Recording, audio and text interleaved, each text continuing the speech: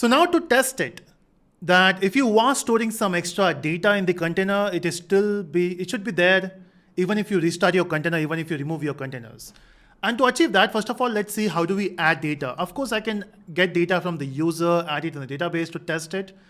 But then we are not here to understand how do you send data from user to the server, right? What's important is how do we preserve data. So what I can do is I can create a method here, which is public void add student. And let me just create my own data here. So I will say this is, we'll go for the get request only. So I will say request mapping.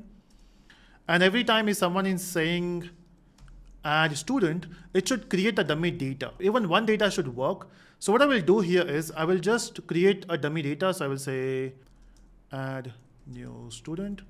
And I want my AI tool to generate some code for me. Okay, still searching. So you can see the process is going on here. I could have typed the code by myself. Okay. So just giving some suggestions, set the name, set the marks, but it was not marks. It was, I think we are working with age, right? Set age. Sometimes I feel I should type the code by myself. It should be faster.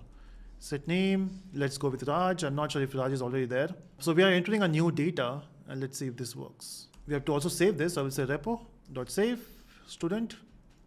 Okay, so even if you make the changes, you have to make sure that you restart you rebuild it. So I will say clean package. And then you go back to your terminal. You stop this, make sure that you down it, and then you say compose up build. And that's done. Okay, let's see if that works. I will just go back here to the browser, refresh, and you can see we got 4 entry.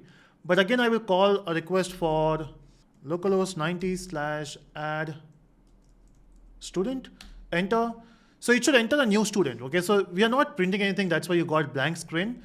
We can verify that by refreshing it, and you can see we got 5 data here. Okay, again, if I refresh, it's only 5. It will not change. Of course, if you run this one more time, it will add a new student, which is 6 with the same data.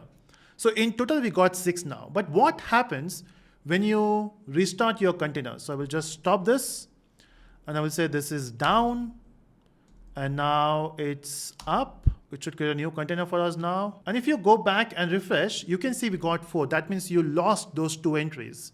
We don't want that. Imagine if you build an application for enterprise and then every time you restart your container, you're losing data. We don't want it. So we should store this on the system.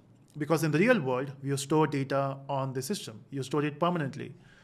Okay, to achieve that, we have to use something called volumes, which is basically a storage on the system. So what I will do is I will just use volume, but how do I configure that? So we have to go to our Docker compose and here create a new volume.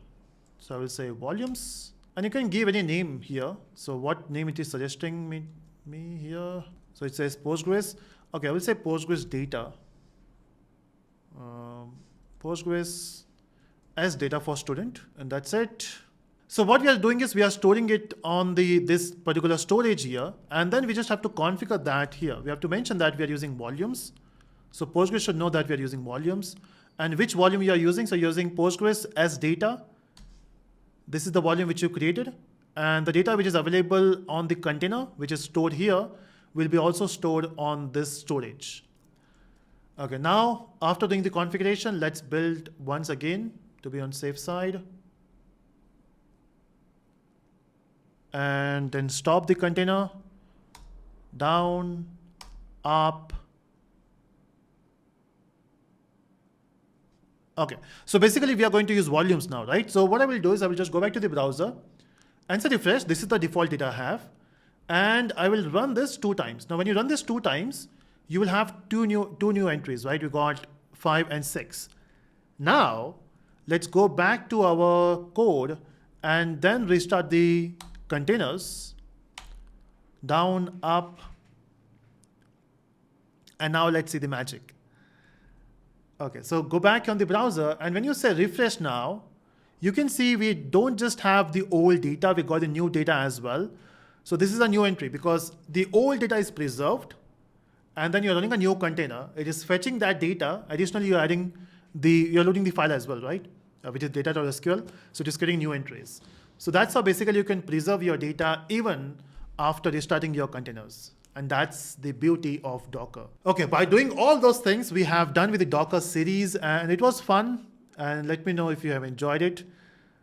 Now, we are not just done with the Docker, is because when you start with cloud, when you want to deploy the application, somewhere we have to use these tools, or somewhere we have to use Docker to deploy it on the cloud. So that's it from this. See you next time.